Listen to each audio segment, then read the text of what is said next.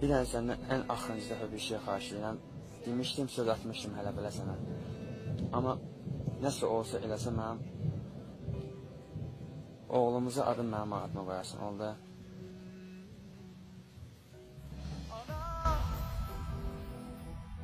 Ben şehit oldum, yerim güzeldi. Zeki ağlama.